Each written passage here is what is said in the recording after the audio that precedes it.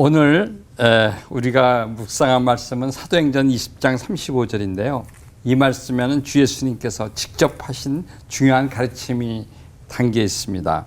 주님께서 우리에게 주신 이 진리, 우리 주는 것이 받는 것보다 복이 있다는 말씀을 가슴 깊이 새기며 설교를 시작하도록 하겠습니다.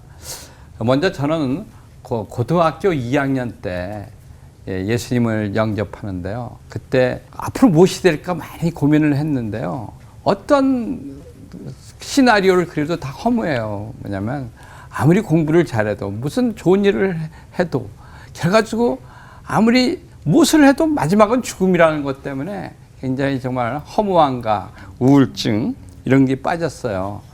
그러다가 이제 교회 어떤 분이 요한복음 3장 16절을 가르쳐 주셨는데 그 요한복음 3장 16절이 제 마음을 바꿨죠. 그래서 저 그때 서울 덕수교회에서 처음으로 요한복음 3장 16절을 받아가지고 그때 그 요한복음 3장 16절이 딴 게 아니라 하나님이 우리를 너무 사랑하신다는 거, 그래서 독생자를 주셨다는 것, 하나님이 사랑하신다는 그거하고 우리에게 믿기만 하면은 우리가 정말 영생을 살 수 있다.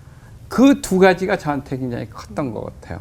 그러면서 그때부터 제가 정말 복음을 받아들이고 오늘날 이 시간까지 그때 그 간격으로 살고 있습니다. 근데 제가 54년 후죠. 제가 70년도에 이제 예수님을 영접하고 54년 후에 바로 올해 또 제가 세계 선교사 대회를 두 번째, 제가 한동대학교 있을 때 한 번 했고 이번에 또 우리 부산예고대학에서 한 번 하면서 제가 다시 한번 이 복음을 전한다는 게 얼마나 중요하고 그 복음이 우리가 줄 수 있는 가장 큰 사랑이라는 거 다시 깨닫고요. 그런 거를 제가 지금 또 그 복음에 전하는 그 사랑 속에서 사는 것이 가장 행복한 삶이라는 것을 여러분들한테 간증합니다. 제가 첫 번째 세계 선교사 대회를, 한인 선교사 대회를 제가 한동대학교에서 2021년에 했습니다. 근데 그때 2021년 할 때요, 뭐였냐면 여러분도 아시다시피 코로나 전염병이 막 유행해서 이걸 계속 강행해야 되느냐. 그래서 이제 그 약속은 제가 2018년도에 이미 한 거기 때문에 그래서 이걸 하느냐 마느냐 아주 굉장히 그랬는데, 그래서 그때 제가 기독교의 발흥이라는 노드니 스타크라는 사람이 쓴 책을 보고서 제가 자신감 있게 제가 해야 되겠다 생각했는데요. 그 기독교의 반응은 딴 게 없습니다. 오늘날 기독교가 이렇게 세계적으로 성장한 게 어떻게 됐느냐, 어떻게 하면 그 로마 제국의 기독교가 됐느냐, 공인이 됐느냐, 그 어떻게 성장했냐 봤더니요, 처음에는 굉장히 미비한 기독교, 그것이 200년도에서 300년도 그 사이에 엄청난 전염병이 많이 왔는데 그 전염병이 올 때마다 기독교가 성장됐다는 거예요. 근데 전염병이 올 때마다 로마 시민들은 다 도망갔는데 그 기독교인들은 아픈 사람들을 이렇게 보살펴줘가지고 그때마다 사람들이 기독교인들은 죽음도 두려워하지 않고 정말 사랑을 베푸는구나. 그러면서 그때 10년마다 40%씩 성장했다. 그걸 보고서 제가 한동대학교의 총장으로 섬기면서 그때 정말 용감하게 했습니다. 그래서 학교도 다 열고 그랬는데 정말 다행히도 거의 뭐 한 명도 코로나 걸린 사람이 별로 없었어요. 거의 없었어요. 그리고 세계 선교사 대회도 유치했습니다. 근데 제가 중요한 거는 하나님의 선교 글을 보면은요, 하나님의 리더십도 볼 수가 있죠. 우리가 어려울 때 우리가 세상을 바꿀 수 있다. 어려울 때 사랑으로 세상을 바꿀 수 있다는 걸 배웠습니다. 그러면서 제가 한국의 선교도 한번 좀 살펴봤어요. 한국의 선교도 보니까요, 우리나라도 여러분들 아다시피 최초의 선교사 언더우드 아펜셀러, 언더우드 같은 분들 여러분들 다 기억나시잖아요. 1885년도인데요. 그때 그 사진이나 기록을 보면 우리 한국이 세계에서 제일 가난하고 제일 더럽고 그런 때 언더우드라는 분이 오셔가지고 오늘날 연세대학교나 또 세브란스 병원 같은데 기초를 닦아주신 게 아닙니까? 그래서 그때 그런 분들이 있었기 때문에 오늘날 우리 한국이 있었던 거고, 그래서 그 제가 뭐 여러 선교사님 많지만 또 한 분의 그 사랑이 너무 뜨거웠던 분 기억하실 때 선교사님이 루비 캔드릭 선교사인데요. 이분은 25살 때 한국에 와가지고 9개월밖에 못 살았습니다. 근데 9개월 살고도 돌아가시면서 그분이 뭐라 그랬냐면 만약 내가 목숨이 더 1000개가 있더라도 한국에 바치겠다. 그러면서 자기를 보냈던 그 텍사스의 청년들한테 한국에 오라. 그런 그 사랑이 있었기 때문에 정말 한국이 오늘날 있지 않았나 생각합니다. 여러분 어떻습니까? 한국은 이미 세계에서 가장 복음이 많이 전파됐고 아시아 그래서 선교사도 많이 보내고요. 그다음에 한국이 5천만이 넘는 인구 중에 3만 불 이상 국민소득 가진 나라가 7개밖에 없습니다. 그러니까 그중에서 이제 아시아는 한국하고 일본밖에 없는데 이제 최근에 2인당 국민소득이 일본보다 높았습니다. 근데 한국은 정말 너무 축복받은 나라입니다. 자, 복음적으로도 너무 축복받았고 경제적으로 너무 축복받았는데요. 그래서 저는 이 축복받은 우리 한국이 이제 빚을 갚아야 된다고 생각합니다. 그래서 저는 이 축복받은 우리 모두가 정말 하나님이 주신 그 달란트를 마음껏 발휘해야 된다고 생각합니다. 그 달란트를 통해서 복음과 사랑을 전해야 된다고 생각합니다. 그래서 달란트를 한 달란트건 2달란트, 5달란트 중요한 게 아니라 각자가 그 달란트를 가지고 최선을 다하면서 복음과 사랑을 전해야 되겠다.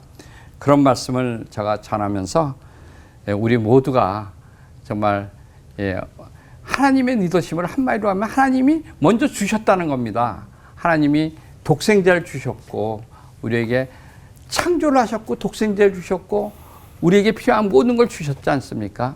그래서 하나님의 리더십은 주는 리더십이라고 생각합니다. 그래서 우리가 하나님의 리더십은 우리가 가지고 있는 것을 크고 작은 것을 이웃에게 주는 그런 리더십을 가질 때 우리가 훌륭한 여러분들 리더가 될 수 있다 그렇게 생각합니다.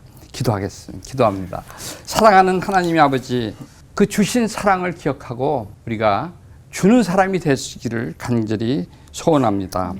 오늘 우리 나라에도 우리 학교에도 우리 지역에도 우리 주는 사람들이 많아서 정말 이웃을 기쁘게 하고 하나님을 기쁘게 하는 그러한 축복된 나라와 지역이 될 수 있게 축복하여 주시옵소서. 예수님의 이름으로 기도합니다. 아멘.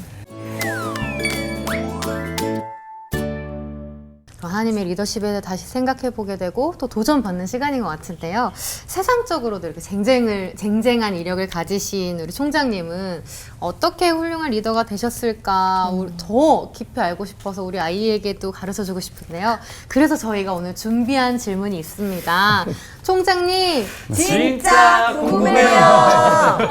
네, 자 서울대 원자력공학과 MIT 공학 박사, 카이스트 교수님 한 공부하셨다는 건데 글쎄요 고3 시험 기간에도 모든 예배를 다 가셨고 그리고 공부보다 신앙이 우선인 학생이셨다고 제가 들었는데요.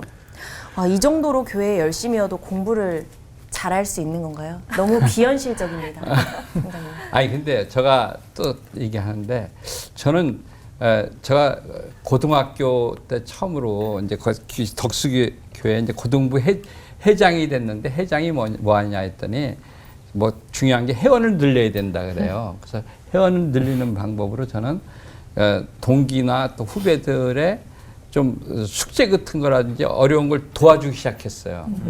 근데 저는 제 실력은요 남을 도와주면서 실력이 늘었어요. 그래서 친구들이나 후배가 어떤 때는 수학 숙제, 어떤 때는 또 뭐 시험 보기 전에 와서 뭐 물어보잖아요. 그걸 도와주기 위해서 제가 공부를 하다 보니까 늘었고, 또 하나 좀 여담이지만, 저 2년, 저보다 2살 많은 누나가 있었어요. 근데 누나가 숙제가 하기 귀찮으면 저한테 와서 숙제를 던져놓고 갔는데, 그리고선 용돈을 줘요, 저한테. 그래서 근데 그거보다도, 그래도 제가 이제 그때 누나 숙제를 조금 도와줬어요. 그것도 저한테. 선행학습이네요. 근데 그게 무지하게 나중에 도움이 되죠. 그러니까 저는 지금도 그래요. 지금도 내가 왜 실력이 늘었느냐. 뭐 제자들이나 또 우리 또 산업체 문제를 갖고 오면 그 문제를 같이 해결해주고 도와주면서 저 실력이 늘은 것 같아요. 그래서 저는 늘 얘기하는 게 남을 도와주는 게 나에게 실력이 된다. 그래서 기성전도.